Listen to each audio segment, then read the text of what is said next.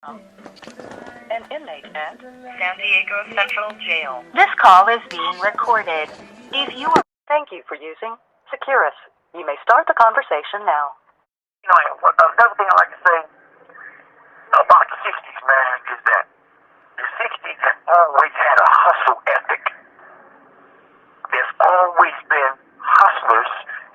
Not only is your hood a hood of hitters, but they hustlers. And see, that's one thing that we lacked. We ain't got no ballers from the hood. We ain't got no low rider club, none of that. Right? Well, my homies is just basically just infantry kind of dude, shooters. You feel me? We are more of a military hood, whereas the 60s, and I don't know if it's because of the proximity to the Over Hills, to Baldwin Hills, to Windsor Hills, to Ladera Heights. I don't know if it's that proximity or I don't understand, but it's something about the ethic over there that creates hustlers. You know what I mean? Right. I mean, and that goes way back. To like Stagger Lee or to like Herman Moncrief. You know? How did your interview come about with 60 Minutes? The same. This is the trip, and this is what I learned.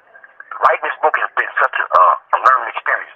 The same guy who said he had a friend who worked at a magazine and asked me to write the article about the most interesting time in my life. His name was William Broyles. Big time dude now. Big time dude. American dude. He gave the article to his boy Terry McDonald, who was the editor of Esquire. Terry McDonald contacted his partner, Morgan Intricate, who became my publisher. Morgan Intricate contacted his boy Steve Croft at 60 Minutes and said, "Man, look, you got to go check this dude out. He's buried alive at Pelican Bay State Prison." Now, Pelican Bay didn't know I wrote the book. I snuck it out in legal mail, chapter by chapter. So not until Steve Cross from 60 Minutes came knocking on the door and said, "Man, hey, the dude that wrote this book is a bestseller. He's in here. We want to interview him." Pelican Bay was like, "Man, ain't nobody wrote no book from here. These dudes is the worst of the worst. These dudes like kill kites. These dudes is gang leaders. These dudes is prison gang members. These dudes is the end of the line. They don't write books." There I was on the cover smiling. You know what I mean?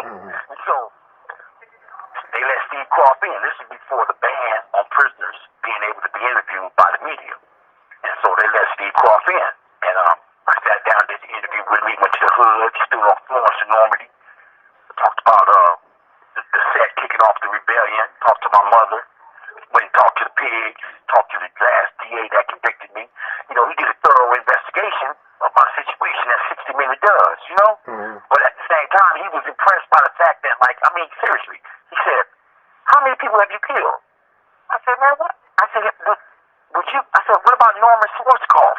He's a hero. He's leading the Desert Storm. Would you ask him how many people he killed?" I mean, no one asked me. What?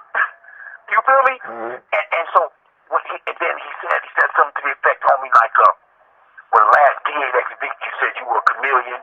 You just as soon as kill a man and shake his hand. I said, "Man, that sounds like Bob Dole. That don't sound like me."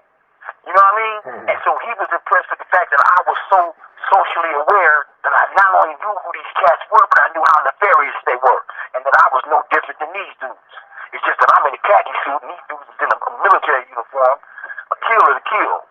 You feel me? Right. And so it's just the legitimacy and the illegitimacy of me and them. You know, they kind of denigrate our situation to put themselves up. You know.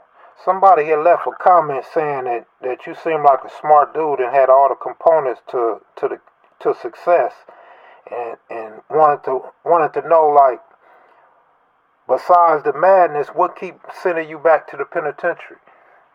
Well, that's a good question. Very good question. I appreciate you asking me that. I appreciate the comment that somebody left to that effect. What I didn't understand is that once I started documenting our history, just like you, bro, I guarantee you're going to start feeling this. Once we start documenting our history, once we start speaking for ourselves, we become public enemies. Man, bro, I done went to jail several times for shooting people. Got out every time with no problem. As soon as I wrote Monster, man, I became public enemy number one. Every pig agency was after me, was checking on me, was having under surveillance. Man, I had whole. If you read the book, The FBI War of Tupac Shakur and Black Leaders by John name was Sanjika and Tupac was kicking it. And they had busloads of police watching them. The FBI got Sanjika violated just for being around Pac. You know, so, and this was just after Monster. Then after Monster, I dropped Thug Life, a novel. But it was the third book I dropped in 2013. A political book, man. Stand Up, Struggle Forward, New African Revolutionary Writings on Nation, nation, class, and patriarchy. That kind of sealed my fate as being the public enemy, and them definitely putting me under the boot in the sense that, man, I had 44 conditions when I got out of prison. I had an ankle brace. And see, here's the thing about that is I've been in a hole for about that amount of time, and so I ain't been on the main line. I ain't been out circulating. You feel me? Right. I've been in prison on and off, and I bet they all going to determine I'm buried alive.